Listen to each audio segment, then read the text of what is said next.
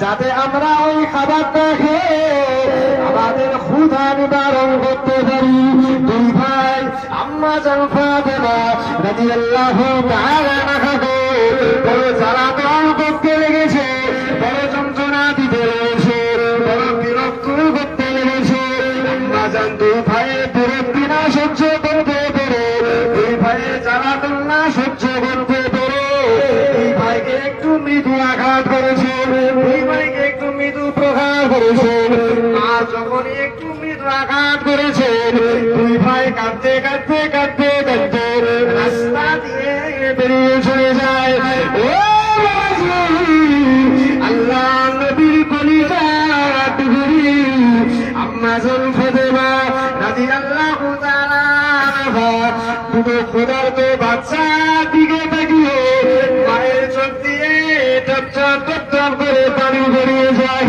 আল্লাহ দরবারে দুটো হাত তুলে দোয়া করতে লেগেছেন, ও রব্বুল আলামিন আল্লাহ, আজকে আমি ফাতেমা গরীব বলে, আমি ফাতেমা আজকে অসহায় বলে, আমি ফাতেমা আজকে গরীব বলে, আমি ফাতেমা আজকে অসহায় বলে দুটো ক্ষুধার্ত বাচ্চার মুখে খাবার দিতে পারলাম না।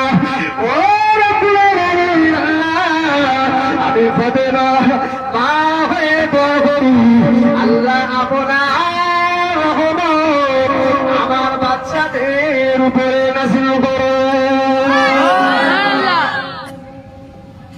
আল্লাহ, আমি আজকে গরিব, আজকে অসহায়, দুটো ক্ষুধার্ত বাচ্চাকে খাবার দিতে পারিনি, কাঁদতে কাঁদতে রাস্তা দিয়ে চলে যাচ্ছে। আল্লাহ, মা হয়ে সহ্য করতে পারি না। আল্লাহ, আমি দোয়া করছি আমার বাচ্চাদের উপর রহমত নাজিল করুন। আম্মা জান ফাতেমা বসে বসে নামাজের বাড়িতে দোয়া করছেন, কাঁদছেন। এদিকে আল্লাহ নবী ফিরিয়ে দিয়েছিলেন না, লাইনে কাতারে দাঁড়িয়েছিল, ফিরিয়ে দিয়েছিলেন। রাসূলুল্লাহর যখন গনিমতের মাল বন্টন করা শেষ, আল্লাহ নবী গুটি গুটি গুটি গুটি পায়ে আম্মা জান ফাতেমার বাড়িতে এসে হাজির হয়েছে। বলি সুবহানাল্লাহ। আল্লাহ নবী বলেছে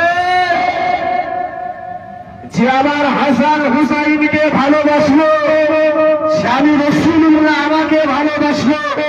যে আমার হাসান হুসাইনকে মহব্বত করলো, সে যেন আমি রাসূলুল্লাহ আমাকে মহব্বত করলো। যে হাসান হুসাইনকে কষ্ট দিল, সে আমি রাসূলুল্লাহ আমাকে কষ্ট দিল।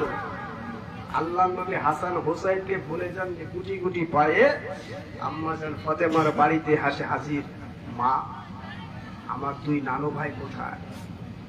ওরা আমার কাছে পাঠিয়েছিল গনিমতের মাল খাওয়া, নবী বংশের জন্য বৈধ নয়। আমি ওদেরকে কাতার থেকে বার করে বাড়িতে পাঠিয়েছি। আমার দুই নানু ভাইকে একটু ডাকো, আমি রাসূলুল্লাহ একটু আদর করতে চাই। আল্লাহ নবী বলিসা টুকরি আম্মা জান ফাতেমা বলেছিলেন, ইয়া রাসূলুল্লাহ, ইয়া হাবিবাল্লাহ, হুজুর, আমার দুই ক্ষুধার্ত বাচ্চাকে আপনার কাছে পাঠিয়েছিলাম।